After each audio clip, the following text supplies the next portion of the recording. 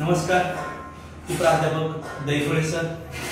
गेल्या 14 वर्षापासून पुस्तकपालन आणि लेखकर्म म्हणजेच बुक कीपिंग आणि अकाउंटन्सी या विषयातील शिक्षक असून आपण GDCA या वर्गाच्या विद्यार्थ्यांसाठी स्पेशल बॅच स्टार्ट केलेली आहे. बॅचची वेळ ऑनलाईन 1 घंटा असेल. आपल्याला ती ऑनलाईनच्या स्वरूपामध्ये किंवा ऑफलाईनच्या स्वरूपामध्ये दोन्ही स्वरूपामध्ये आपल्याला मिळेल. आपला जो पेपर आहे 100 मार्काचा, त्यामध्ये 90+ किंवा 100 पैकी 100 मार्क सुद्धा या विषयात आपल्याला मिळू शकतात. तर त्या दृष्टिकोनातून जो पहिला आपला जो चॅप्टर आहे तो सकाळी चालू केलेला आहे. त्यामध्ये पहिला प्रॉब्लेम झालेला आहे. दुसरा प्रॉब्लेम जो आहे फायनल अकाउंट, म्हणजे जे आपल्याला परीक्षेमध्ये 30 मार्कासाठी आहे. तर त्यामध्ये आपल्याला जे काही स्ट्रक्चर असतं अकाउंटिंगचं, फायनल अकाउंटचं जे काही स्ट्रक्चर आहे, त्यामध्ये हा जो काही प्रॉब्लेम आहे आपल्याला तो 30 मार्क्स 30 मार्काला आहे. यामध्ये आपल्याला ट्रायल बॅलन्स दिलेला असतो. ट्रायल बॅलन्स म्हणजे मराठीमध्ये त्याला तेरीच पत्रक असं म्हटलं जातं.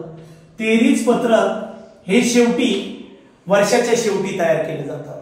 ते वेगवेगळे जे काही लेजर अकाउंट्स आहेत, लेजर अकाउंट्स मध्ये 2 बॅलन्स, डेबिट बॅलन्स आणि क्रेडिट बॅलन्स या आधारावर ट्रायल बॅलन्स तयार केलं जातं. थोडक्यात डेबिट बॅलन्सला आपले एक्सपेन्सेस आणि लॉसेस असतात आणि ऍसेट्स असतात, तर क्रेडिट बॅलन्सला आपल्या लायबिलिटी असतात आणि इन्कम्स असतात, इन्कम अँड गेन्स असतात. त्या आधारावर ट्रायल बॅलन्स तयार केलं जातं.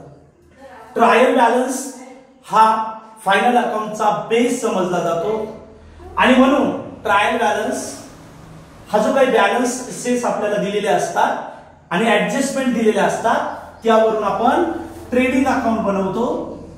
दुसरं बनवतो प्रॉफिट अँड लॉस अकाउंट आणि तिसरं बनवतो बॅलन्स शीट.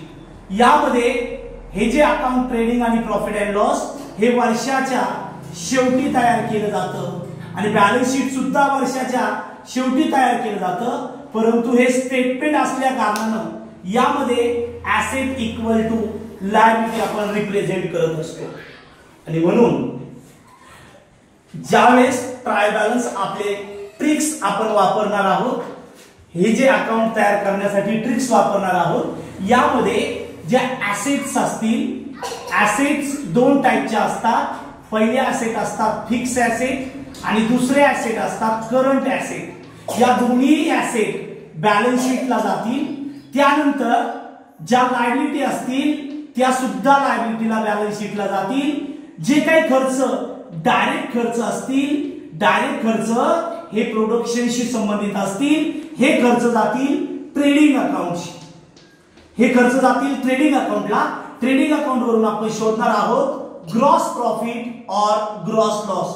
दोन्ही पैकी एकच होईल. त्यानंतर इनडायरेक्ट एक्सपेन्सेस वरून आपण बनवणार आहोत profit and loss account. Profit and loss account शोधेल नेट प्रॉफिट और नेट लॉस.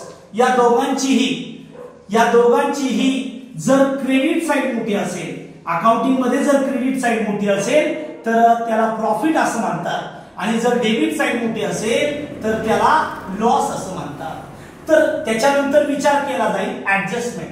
परिस्थितीशी जुळवून घेण्यासाठी हे जे काही एरर्स असतील किंवा अनरेकॉर्डेड असतील त्याला आपण रेकॉर्ड करण्याचं काम ऍडजस्टमेंटच्या माध्यमामध्ये करतो. ऍडजस्टमेंटला 2 इफेक्ट असतात, 2 परिणाम असतात. एक ऍडजस्टमेंट असेल तर त्याला 2 परिणाम असतात आणि म्हणून त्यावरून आपण trading account, profit and loss account आणि बॅलन्स शीट बनवणार आहोत. तर प्रॉब्लेम सोल्युशन साठी लवकरात लवकर आपण बॅच जॉईन करावी ही विनंती.